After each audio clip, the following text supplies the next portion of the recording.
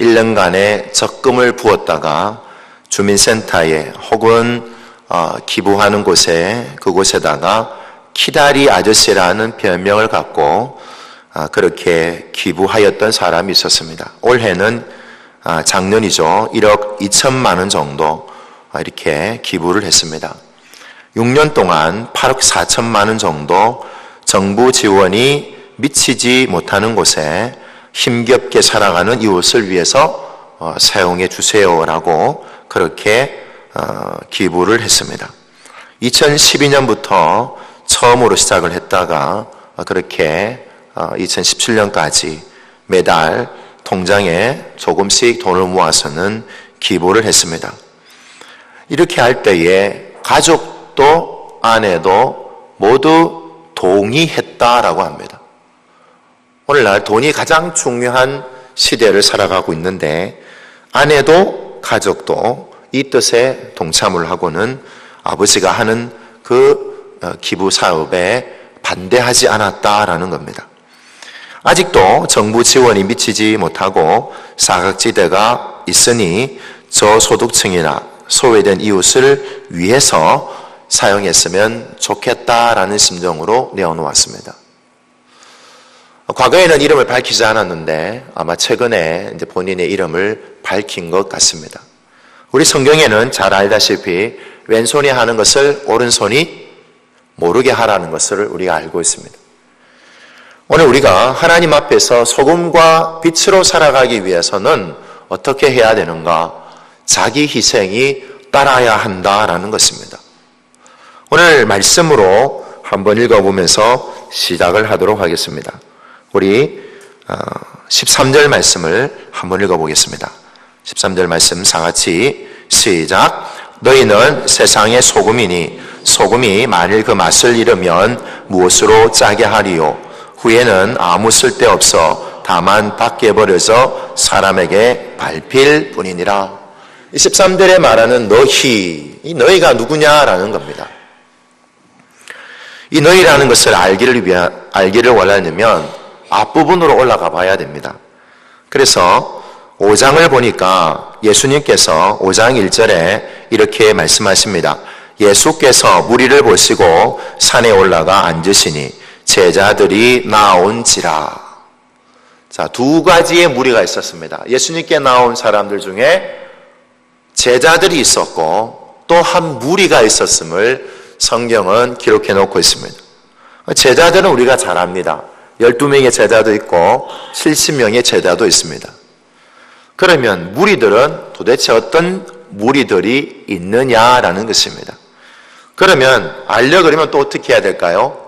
또 성경의 앞부분을 살펴보면 또 나옵니다. 4장 23절부터 4장 25절까지 우리 한번 이 무리들이 어떤 사람이었는가를 잘 묘사해 주고 있습니다.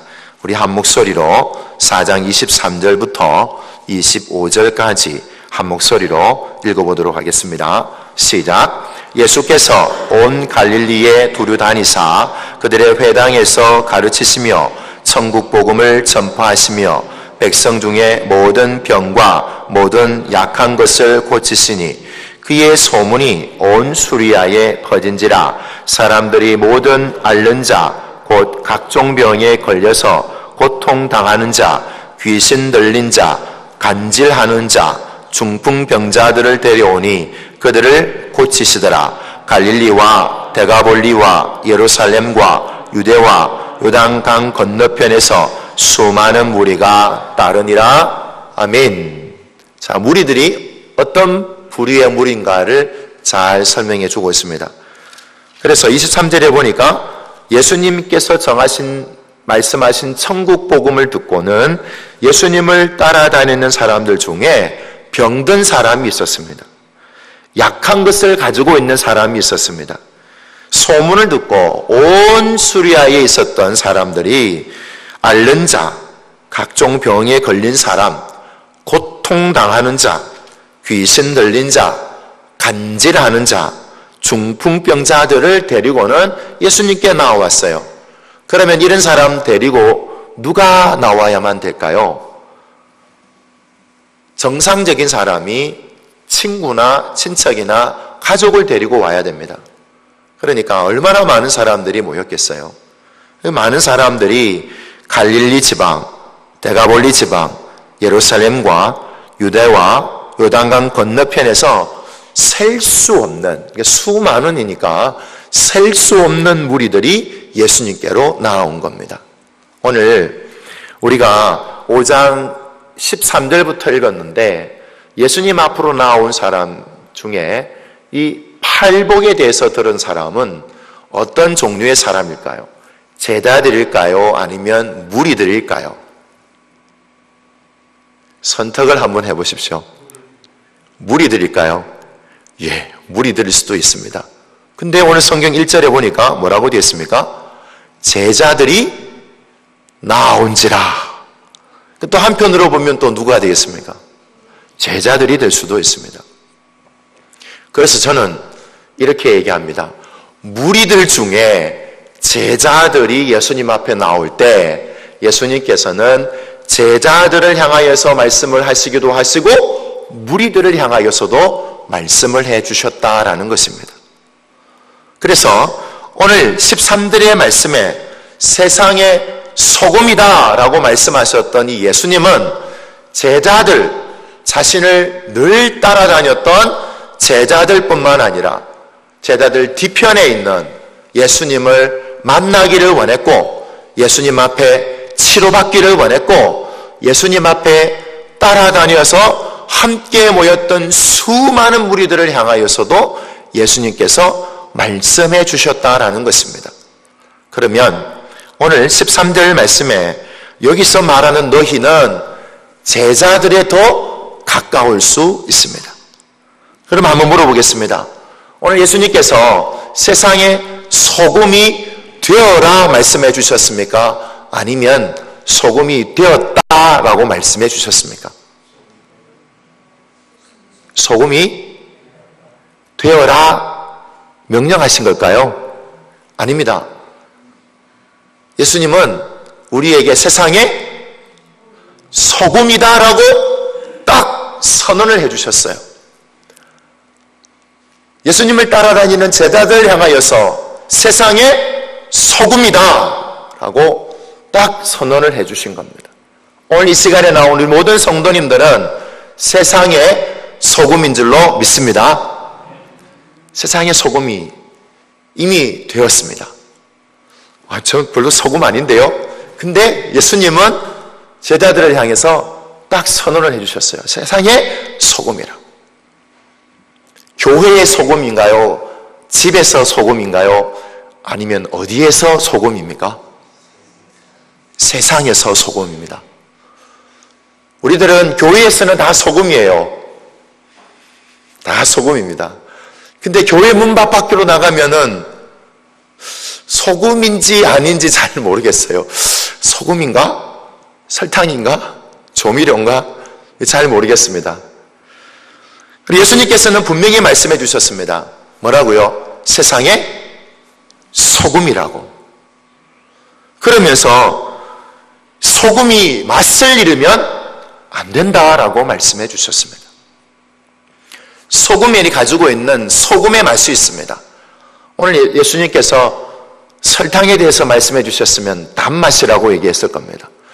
근데 예수님은 소금에 대해서 말씀해 주셨습니다. 특별히 무엇으로 짜게 할 수 있느냐라고 말씀하시면서 소금의 짠맛을 잃어버리면 안 된다라고 말씀해 주셨습니다. 만약 소금이 짠맛을 잃어버리면 어떻게 된다고 하는 겁니까? 13절 말씀에 밖에 버려져서 사람의 발에 밟히는 존재가 되는 겁니다. 저는 우리 모든 성도님들이 소금의 짠맛을 가지고 있어서 사람한테 밟히는 것이 아니라 하나님 앞에 영광을 돌릴 수 있는 삶이 되시기를 소망합니다. 소금은 한자일까요? 한글일까요? 자꾸 오늘따라 자꾸 제가 질문을 드리는데 하다 보니까 그래 됐습니다. 소금이 한자일까요? 한글일까요? 자, 의견이 분분합니다. 예, 뭐라고요? 한자인가요? 예, 한글인가요? 예, 한글 애매하게 발음하시는 분들이 좀 계시는데, 소금은 우리나라 고유의 문자인 한글입니다. 그래서 어떤 사람은 작은 금이다, 그래서 소금, 작을 소자에 그다음 황금금자를 써서 말씀하시는 분도 계시는데, 소금은 한자어가 아니라 한글입니다. 찾아보니까 이런 이야기가 있습니다. 옛날에 한반도에 소금을 쇼라고 사용했던 부족이 있었고요, 곰이라고 사용했던 부족이 있었습니다. 이 두 부족이 싸웠어요. 싸워가지고 어떤 부족이 얘기했느냐 하면, 소금을 곰이라고 불렀던 부족이 이겨버린 거예요. 그런데 이 두 부족이 동화하는 과정에서 곰도 아니고 쇼도 아닌 이 단어가 합쳐져서 어떻게 됐느냐 하면 쇼곰이라는 발음이 된 거예요. 그런데 그 곰이라고 불렀던, 소금을 곰이라고 불렀던 부족에서 피했던, 소금을 쇼라고 불렀던 부족이 도망을 갔는데 어디로 갔느냐 하면 일본으로 도망을 갔어요. 그리고는 짜다 혹은 바다 혹은 조수, 이런 뜻을 가지고 있는 단어로 어떤 말로 쓰느냐 하면 소금을 시오라는 발음을 하게 됩니다. 그러니까 쇼라는 단어가 시오라는 발음으로 바뀌어지게 되는 거죠. 그러니까 비슷하죠, 그죠? 쇼나 시오나. 그러면 제가 했던 말이 지어낸 말인가요? 아닙니다. 사실이고요. 그래서 그러면 곰이라는 이런 단어가 있는가 살펴보니까 함경북도의 방언에 짠물을 뭐라고 그러느냐 하면 간물이라고 합니다. 그래서 이 곰이라는 단어가 점차 바뀌어져서 무슨 단어가 됐느냐 하면 감이라는 단어로 바뀐 거예요. 오늘날요, 우리는 감을 뭐라 그럽니까? 간이라고 부릅니다. 그래서 이 소금을 우리는 그냥 소금이라고 얘기하지만 한편으로는 우리 어떻게 합니까? 간장 이렇게 얘기하잖아요, 그죠? 그래서 이 간이라는 단어를 써서 여전히 남아있는 것을 보게 됩니다. 왜 이런 말씀을 드리느냐 하면 소금이 과거에는 정말 금보다도 귀한, 먹지 않으면 안 되는 귀한 것이었습니다. 이 소금에는 어떤 기능이 있길래 예수님께서는 우리에게 세상의 소금이라고 말씀해 주셨을까요? 첫 번째는 뭐냐 하면 생명을 유지하는데 이 소금이 사용됩니다. 이 산에서 사는 부족들은요, 이 소금을 반드시 무역 상품에 있어서 뭐 곡식도 중요하고 옷도 중요하고 다 중요한데 반드시 사는 것이 있습니다. 그게 바로 뭐냐 하면 소금입니다. 소금을 먹지 않으면 어떻게 되느냐 하면 사람이 죽습니다. 가축은요, 소금을 먹지 않으면 가축도 죽습니다. 그래서 라오스에 있는 그 산에 사는 부족인데요, 반드시 이 소나 가축한테 지나가는 무역상이 소금을 팔면 그 소금을 사가지고 이 가축한테 이 소금을 먹입니다. 뭐 물에 타서 먹이는 게 아니라 그냥 생소금을 먹입니다. 왜냐하면 생명을 유지하는데 가장 중요하기 때문에 그렇습니다. 이 나트륨은요, 혈액이나 체액의 알칼리성을 유지합니다. 그래서 담즙이나 체액이나 장액 등 알칼리 성분의 소화액을 만들어주는 데 있어서 중요한 역할을 하고 있는 것이 바로 이 소금의 나트륨에 해당이 됩니다. 염분이 부족하면 소화액이 잘 나오지 않습니다. 그래서 너무 많이 먹으면 고혈압 환자에게 위험을 하고 너무 적게 먹으면 또 문제가 생기기도 합니다. 그래서 이 소금은 적당량 섭취하는 것이 생명을 유지하는데 아주 중요합니다. 분명한 것은 소금의 첫 번째 기능은 생명을 유지하는 데 있어서 중요한 역할을 감당한다라는 것입니다. 두 번째 기능은 뭐냐 하면 방부제 역할을 합니다.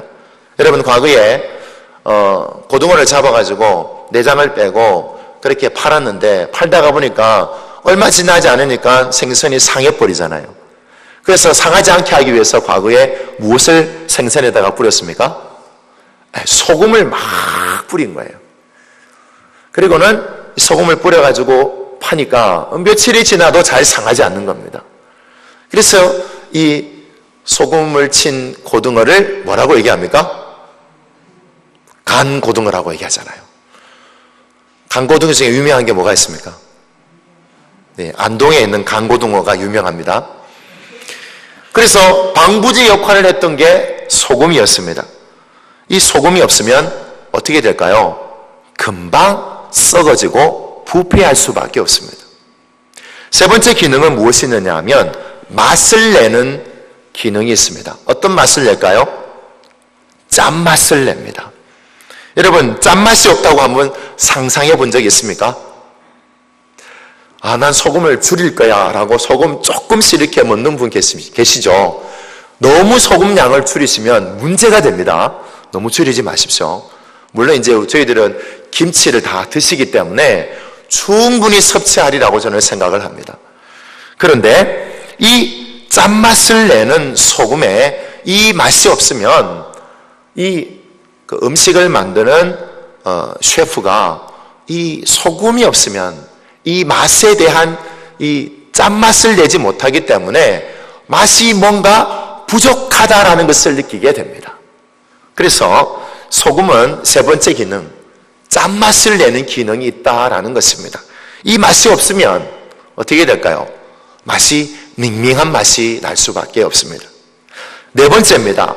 이것은 아주 독특한 기능인데 치료제 역할을 감당했던 기능이 있습니다.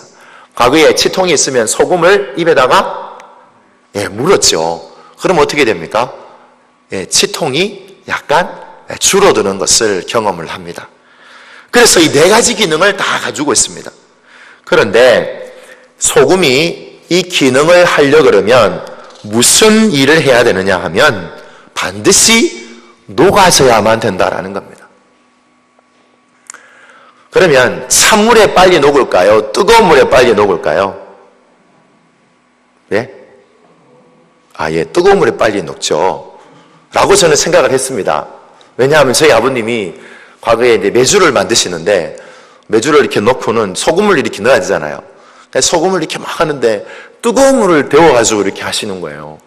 그래가지고 제가 아빠한테 물었으면 아빠 왜 뜨거운 물을 부어야 돼? 라는 질문을 하니까 당연히 뜨거운 물 부어야 빨리 녹지 그러시는 거예요. 그래서 제가 찾아봤습니다. 도저히 궁금해서 아마 아버지의 말을 못 믿었던 것 같아요. 그래가지고 찾아보니까 소금은 찬물이나 뜨거운 물이나 녹는 속도가 같습니다.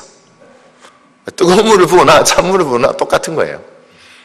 중요한 것은 뭐냐면 소금은 그 기능을 감당하기 위해서는 반드시 녹아져야만 합니다. 우리가 세상의 소금이라고 말씀하고 계시는 예수님 앞에 우리가 세상 가운데서 녹아지지 않으면 우리는 소금의 기능을 감당할 수 없고 그 맛을 잃어버리면 그 역할을 할 수 없게 됩니다. 소망하는 것은 오늘 이 자리에 앉아 계신 우리 모든 성도님들이 세상의 소금이 되시기를 간절히 소망합니다. 생명을 유지하는 데도 필요하고요. 오늘 성경이 말하고 있는데 맛을 내는 데도 필요합니다. 반드시 녹아져야만이 그 맛을 낼 수가 있습니다. 두 번째입니다. 예수님께서 우리에게 말씀하시는 말씀 중에 14절 말씀입니다. 우리 한번 읽어보겠습니다. 14절 말씀 시작.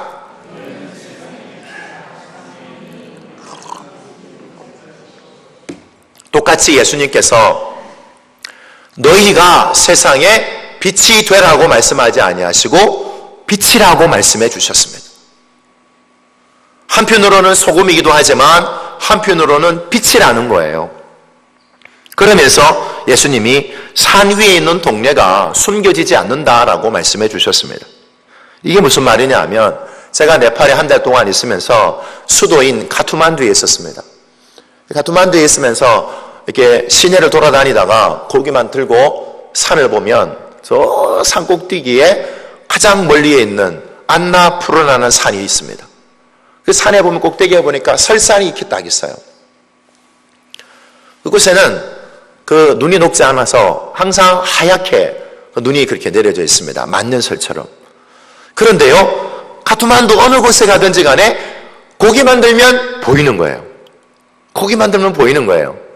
건물이 가려지지 않는 이상은 고기만 들면 어느 시대든지 다 보입니다. 만약 그곳에 동네를 둔다면, 그곳에 동네를 두게 되면 그 동네를 감출 수 있겠습니까? 감출 수 없습니다. 고기만 들면 보이잖아요. 감출 수가 없는 거죠. 그래서 14절에 뭐라고 얘기합니까? 산 위에 있는 동네가 숨겨지지 않는 것처럼 너희가 세상의 빛이라면 어느 곳에든지 빛을 발할 수 있는 그 빛을 볼 수 있다라는 내용이 오늘 주시는 말씀입니다. 세상의 빛이십니까? 세상에 비치면 어느 곳에 쓰든지 그 빛을 볼 수 있습니다. 고개를 들면 산이 보이듯이 고개를 들면 그 빛이 비추어지는 빛을 볼 수밖에 없습니다. 그런데 이 빛을 15절 말씀입니다. 한번 읽어보겠습니다. 다 같이 15절 말씀 시작. 사람이 등불을 켜서 말 아래에 두지 아니하고 등경 위에 두나니 이러므로 집안 모든 사람에게 비치느니라. 자, 등불을 켰어요. 그런데 등불을 어디에다가 올려야 비칩니까? 등경 위에다가 올려야 비칩니다. 그런데 등경이 어디에 있느냐 하면 벽에 살짝 튀어나온 이렇게 돌출되어져 있는 높이가 어느 정도 적당히, 그래서 그곳에다가 등잔을 올리면 방 안에 있는 모든 사람들이 그 빛을 볼 뿐만 아니라 그 빛 때문에 어둠이 없어지게 되고 밝은 그런 상황 속에 놓이게 됩니다. 그런데 이 등불을 말 아래에 두는 경우가 있다라는 겁니다. 이 말이 어떤 의미일까요? 우리가 타는 말, 이 말일까요? 아니면 이 말이 도대체, 오전에 제가 물어보니까 잘 모르시더라고요. 말이 뭘까요, 말? 대답을 잘 못하시는 것 같습니다. 말, 홀스 이거 아닙니다. 말이 뭘까?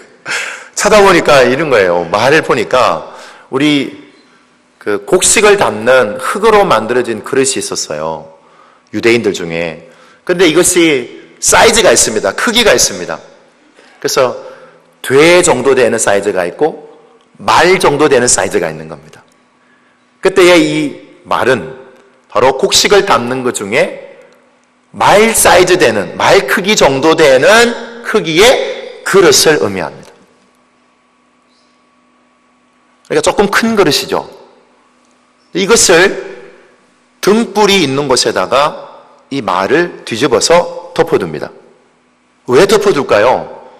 유대인들은요, 잠시 집을 비울 때에 혹시 동물이나 다른 것들이 와가지고 이 등불을 만져서 불을 내거나 혹은 불을 꺼트리게 되면 성량이 없기 때문에 불을 지피는 것이 쉽지 않았습니다. 그래서 잠시 자리를 비울 때는, 아무도 없을 때는 이 통을 등불 위에다가 덮어두면 산소가 그만큼 안에 들어있기 때문에 갔다 올 동안에는 불이 꺼져 있지 않는 상태에 있는 거죠. 그래서 오늘 성경이 뭐냐면 등불이 있는데 누가 특별한 일이 아니고서는 이 말 아래에다가 등불을 두는 사람이 있느냐라는 겁니다. 등불은 어디에 둬야 됩니까? 등경 위에 둬야 온 사람들이 다 볼 수 있는 거 아니겠습니까? 이것을 덮어두고 끔끔하게 만들 이유가 없다라는 것이죠. 똑같은 얘기였습니다. 산 위에 있는 동네가 숨겨오지 못하는 것처럼 우리가 세상의 빛이라면 빛을 발할 수밖에 없습니다. 그래서 오늘 예수님께서 이 빛이 하는 역할이 무엇인가 16절 말씀을 읽어보겠습니다. 다 같이 16절 말씀 한 목소리로 시작.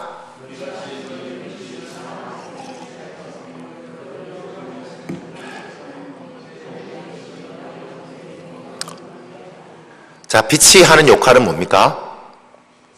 비치는 겁니다. 오늘날 우리 등불은 전기로 주지만 유대인들이 가지고 있었던 등불은 기름을 태워야만 빛을 발합니다. 그래서 빛을 태워야 빛을 발하는데, 이를 빛을 비추기 위해서 이 빛은 역할이 비추는 역할을 하는 것이 그 기능입니다.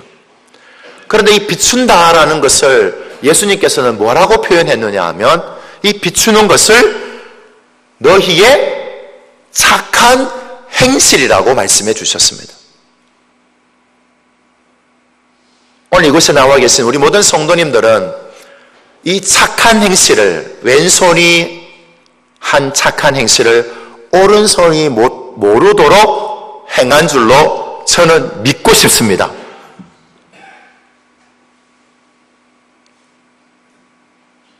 착한 행실은 빛을 비추어야만이 착한 행실이다라고 예수님이 말씀해 주셨습니다. 이 빛을 비출 때에는 어려움을 당할 수도 있습니다. 핍박이 있을 수도 있고, 환난이 있을 수도 있고, 반대가 있을 수도 있고, 아까 제가 처음에 말씀드렸던 것처럼 아내나 가족이나 남편이 혹은 자녀들이 반대할 수도 있습니다. 어려움에 처할 수 있습니다. 그럼에도 불구하고 착한 행실을 하는 것은, 그것을 통해서 빛이 세상에서 비추는 것이 예수님께서 세상의 빛이라고 말씀하신 그 삶으로 살아가기 위해서 우리는 빛을 비추는 삶이 되어야 될 줄로 믿습니다. 착한 행실로 빛을 비추고 계십니까? 어떤 착한 행실로 빛을 비추고 계십니다? 두 말씀을 종합을 해서 말씀을 나눠보겠습니다.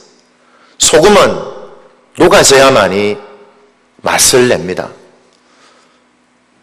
등불의 빛은 자기를 태워야만이 빛을 비출 수가 있습니다.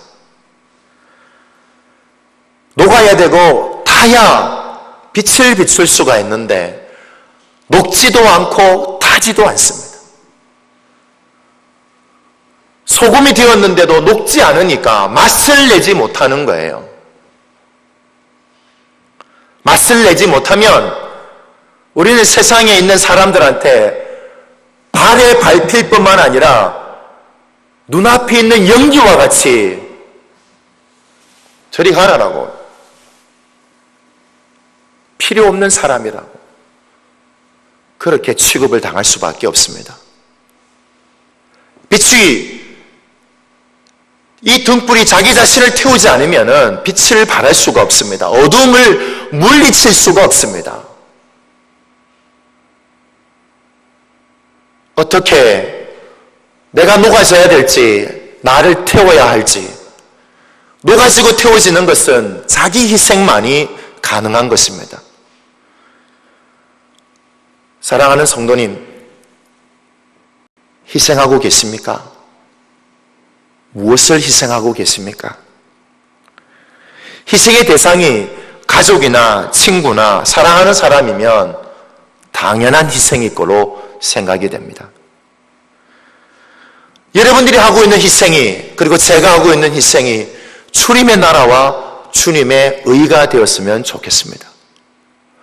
요즘에 묵상 중에 하나님께서 제 마음을 이렇게 두드리고 있는 말씀 중에 한 말씀이 빌립보서 3장 19절 말씀입니다. 우리 한번 찾아서 읽어보도록 하겠습니다.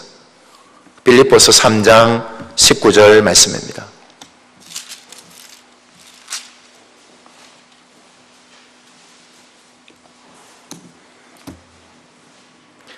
신약 322쪽입니다.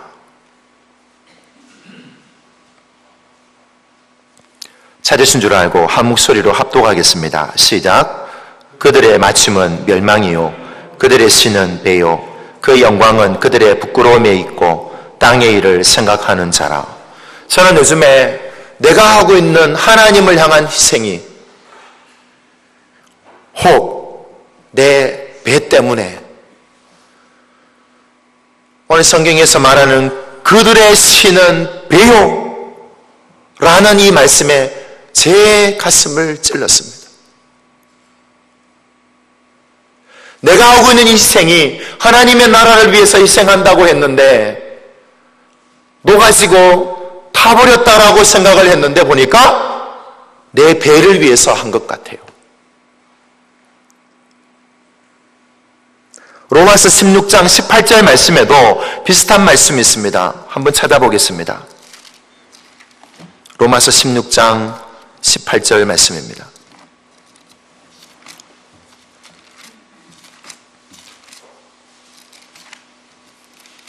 (262쪽입니다)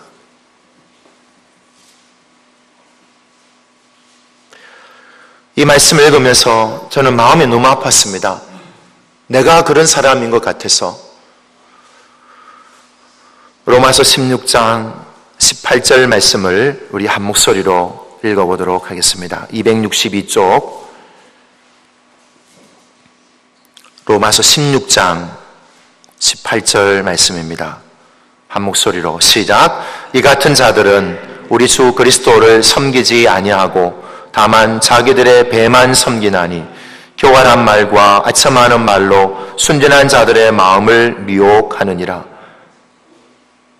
다만 자기들의 배만 섬기는, 내 배만 섬기는 사람이 아닌가 내 자신을 돌아봤습니다. 내가 지금까지 하나님을 위해서 산다라고 했는데 내 배를 위해서 산 것이 아닌가라는 내 자신을 돌아보게 됩니다. 세상의 소금이십니까? 녹아졌는데 누구를 위해서 녹아지셨습니까? 세상의 빛이십니까? 누구를 위해서 내가 다 버렸습니까?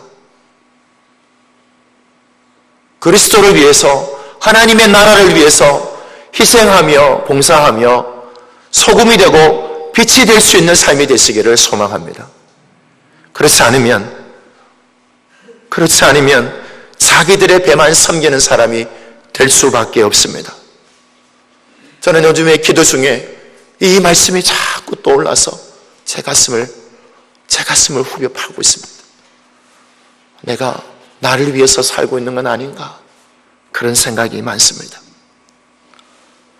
사랑하는 성도님, 우리는 세상에서 등대가 되어야만 합니다. 풍랑에서 길을 잃고 헤매는 그 바다를 향해서 등대가 되셔야만 됩니다. 등대가 되어야만 바다를 비출 수 있습니다. 등대는 바다를 비추면서 이곳에 항구가 있다는 것을 알려주고 있습니다. 배는 등대를 향해서 나아가는 것이 아니라 항구를 향해서 들어갑니다. 우리는 빛을 발할 수 있는 등대가 되셔야만 됩니다. 그렇지 않으면 배는 등대를 향해서 다가오게 되면 그 배는 자초할 수밖에 없습니다. 배는 반드시 항구로 들어가야만 그곳에서 풍랑을 피할 수가 있습니다. 그러려면 내 자신을 태워야만 빛을 발할 수 있게 됩니다. 사랑하는 성도님, 세상을 향하여서 등대가 되시기를 간절히 소망합니다. 기도하겠습니다. 주님 감사합니다. 세상의 소금이 되라고, 세상의 빛이 되라고 자기 자신을